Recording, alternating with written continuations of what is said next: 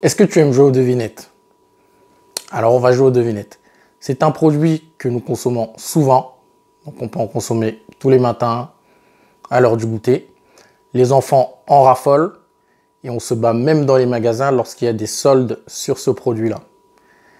Est-ce que tu as deviné de quoi je parlais? Je pense que oui. Dans tous les cas, je te propose de décortiquer aujourd'hui une partie du process de fabrication de ce produit-là. Alors je t'invite à rester connecté et concentré.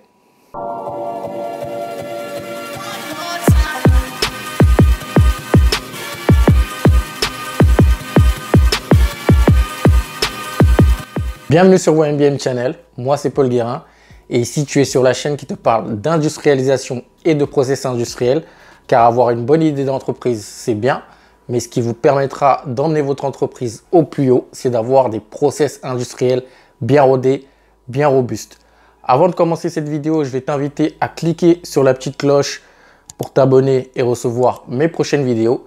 Et surtout, n'oublie pas de partager cette vidéo à la fin si elle t'a plu.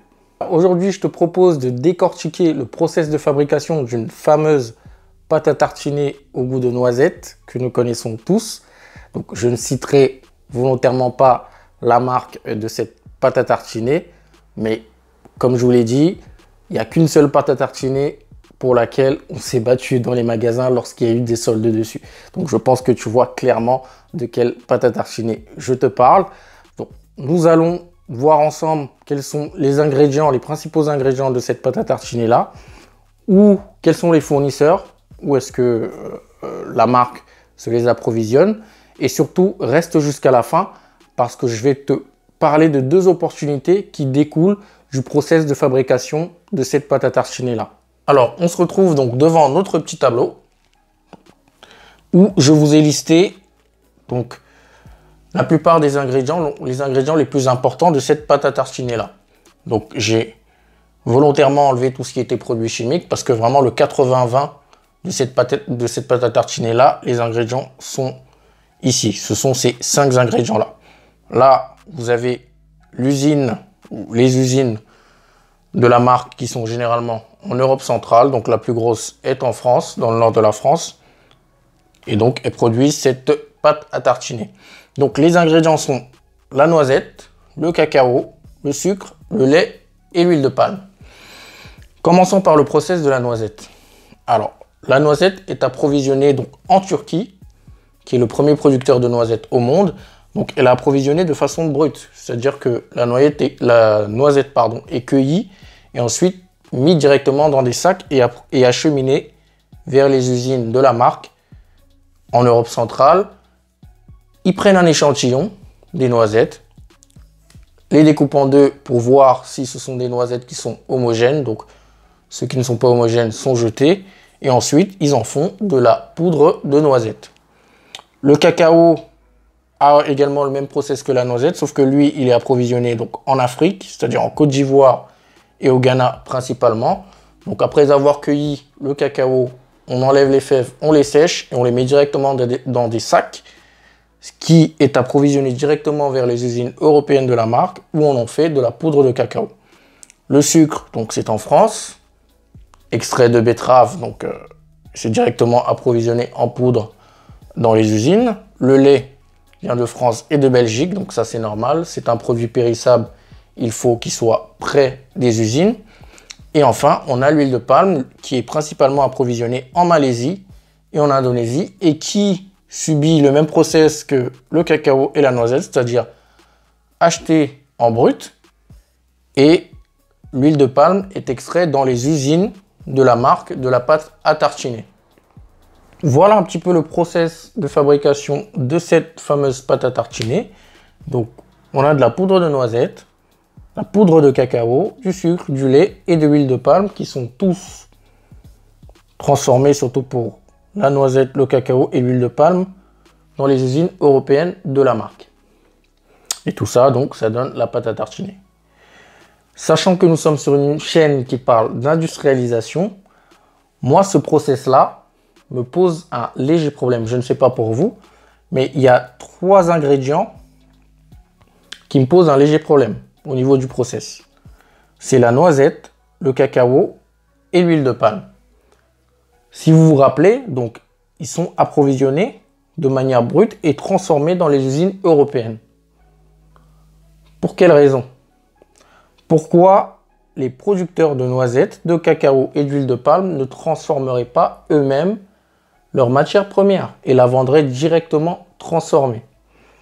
C'est-à-dire que les producteurs de cacao en Afrique, en Côte d'Ivoire ou au Ghana peuvent se mettre en coopérative, acheter une machine qui leur permet donc de transformer le cacao et de faire de la poudre de cacao. Premièrement, ça leur permettra donc de faire des gains de productivité parce que la valeur ajoutée d'une matière première, c'est dans sa transformation. C'est pas lorsqu'elle est brute, c'est dans sa transformation. Donc ça permettrait aux producteurs de ces matières premières-là donc de gagner beaucoup plus d'argent. Et s'ils se mettent en commun, tous les industriels du chocolat seront obligés de venir acheter ces produits-là de manière transformée et à un prix correct. C'est la même chose pour la noisette et pour l'huile de palme. Première chose. La seconde chose, c'est que ça pourrait aussi être bénéfique à nous, aux clients. Je m'explique. Dans les usines européennes, ils ont sûrement une machine pour faire de la poudre de noisette, une machine pour faire de la poudre de cacao et une autre machine pour faire l'huile de palme. Ça fait peut-être 2 ou 3 machines.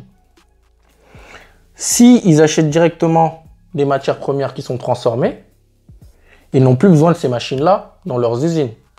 Donc, ils retirent ces machines-là, économie d'énergie, économie au niveau du process de production parce qu'ils enlèvent une opération, ce qui impacte donc directement le coût de production de la pâte à tartiner et le prix de cette dernière. Donc, ce qui fait que nous pourrons acheter une pâte à tartiner qui sera moins chère et on n'aura plus besoin de se battre dans les magasins lorsqu'on fera des rabais dessus. Donc, de ce process-là découlent 2 opportunités que moi je vois. Donc, le premier est d'être transformateur de matières premières. Donc, de prendre la matière première, de la transformer en poudre ou en huile de palme et de la revendre ensuite. Donc, il y a des produits déjà, par exemple comme l'huile de palme, qui se consomment sur place. Donc, on pourrait non seulement la vendre sur place, mais également l'exporter aux producteurs de chocolat. Parce que, comme je le disais tout à l'heure, il faut avoir l'esprit un peu, je dirais, limonade. Donc, l'adage dit, prenez un citron et faites-en une limonade. La valeur ajoutée du produit se fait lors de sa transformation. Un citron, vous l'achetez 10 centimes. Si vous en faites de la limonade, vous la vendez 1 €. Et peut-être dans 1 litre de limonade, vous aurez mis un seul citron. Pareil pour le cacao. C'est immangeable, les fèves de cacao. C'est très amer, je ne sais pas si vous en avez déjà mangé. Mais par contre, dès que vous transformez avec de la poudre de cacao, vous faites énormément de choses avec de la poudre de cacao. Donc, tout le monde achète la matière transformée. Donc, première opportunité. La seconde opportunité est au niveau du produit fini. Donc, maintenant qu'on connaît tous les ingrédients de la pâte à tartiner, c'est pas difficile de faire une pâte à tartiner en soi. Hein. Mais ce qui fait que cette marque-là est au-dessus des autres et est effectivement un numéro 1 dans le monde, c'est son goût. Je pense que vous et moi, on le sait. Le goût de cette pâte à tartiner-là, il n'y en a pas deux. Elle est l'unique et la seule à avoir ce goût-là. Donc, l'idée serait, maintenant que vous connaissez, vous, tous les ingrédients, c'est de faire votre pâte à tartiner à vous, mais avec votre propre goût. Avec un goût unique, avec votre petit secret de grand-mère. Parce que ce qui fait, là, c'est pas ça qui fait le secret de fabrication. C'est dans le goût qu'il y a le secret de fabrication. Et ça, ils ne le communiquent pas. Donc, vous aussi, vous pouvez faire votre pâte à tartiner avec votre propre goût, qui sera unique sur le marché comme pour celle-là. Donc, vous pourrez concurrencer ce géant de la pâte à tartiner. Voilà ce que je voulais partager aujourd'hui avec vous. J'espère que cette vidéo vous a plu et la manière dont j'ai décortiqué ce process industriel-là. N'hésitez pas à me dire en commentaire ce que vous en avez pensé. Dites-moi également ce que vous avez pensé des 2 opportunités dont j'ai parlé dans cette vidéo-là.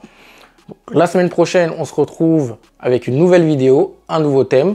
D'ici là, portez-vous bien et n'oubliez pas l'esprit limonade. Pensez toujours citron, limonade. Et surtout, n'oubliez également pas que nous sommes tous des multi-billionnaires mind. Ciao.